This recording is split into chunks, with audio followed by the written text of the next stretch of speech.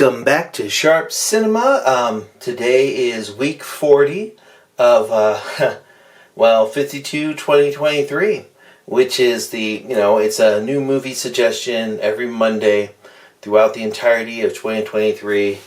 And today we're going kind of big with this one.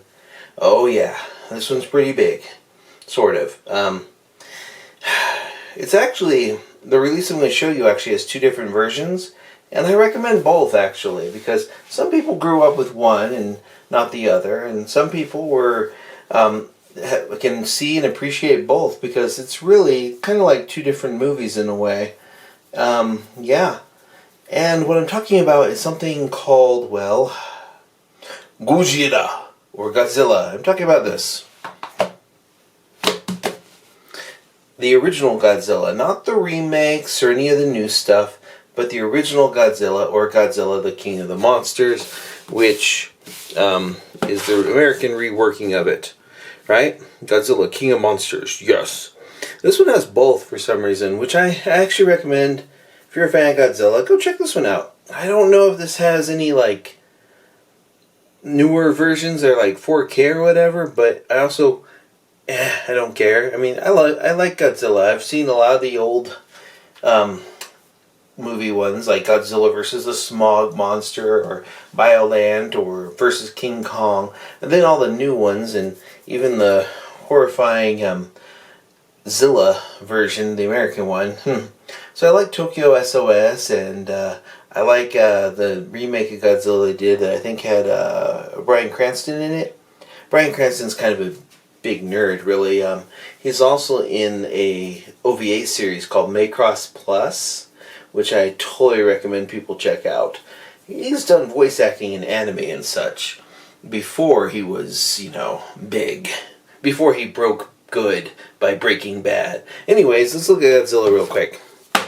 This is Godzilla, the original one. I think you should watch it because, one, it's a fun film. Two, Godzilla is at its most terrifying in these.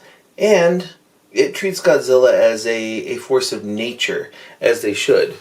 Also, I love the way that this is set up, right? You have a wonderful little book about it. And then you have, of course, the single disc. And then, this is my favorite part of the Criterion one. See, look at that.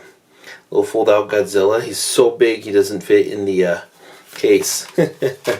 I like that they did that. But Godzilla is the choice this week. I don't know where it's streaming, so good luck with that. But yeah, check out the original Godzilla. We're starting up into October, I think, or September, I don't remember. One of those. It's like the 40th week of this. I lost count of what weeks are in what months. I think this starts out October.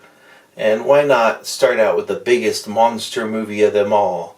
Nosferatu. Oh wait, Godzilla. Let's go with Godzilla. And also, this is one of those things where this found international appeal, where people were like, you know what?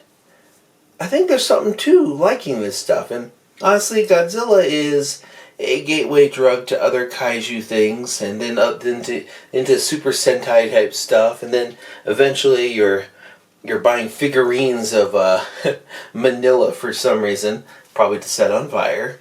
I'm not judging you. Actually, to be perfectly honest, I've always loved Mothra as well, but I like the design of Mothra because moths are pretty great. I don't find moths to be creepy or anything. I just love how fluffy and cute they are. I mean, you look at those. Some bugs are cute. Some monsters are adorable. Godzilla is a monster that's adorable and it likes to stomp around cities and cause havoc and damage and oh goodness. Now the first Godzilla is kind of a procedural in a way. But yeah. There's so many Godzilla movies out there, and all sorts of different styles for it. Godzilla's kind of universal in a way. Godzilla is a little bit like a giant monster James Bond. It can kind of be what you want it to be, and I think that's pretty cool. But yeah, go check out Godzilla, and then come back over here and tell me which one you saw. The American one or the Japanese one, and what you think of it. Morning, Maya.